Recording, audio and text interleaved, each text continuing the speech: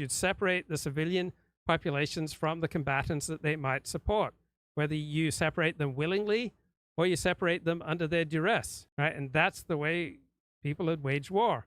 I think about the destruction of Boer farms, relocation of their inhabitants into concentration camps. One of the most familiar examples.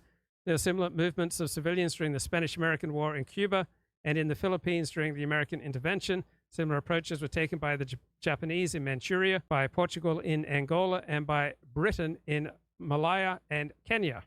So the aim is to separate guerrillas from any support from the population. South Vietnam, President Diem started moving rural communities to constructed communities from 1959 to separate the peasants from the revolutionaries, right? This was turned under the Americans into the strategic hamlet program, right? You got thousands of fortified hamlets.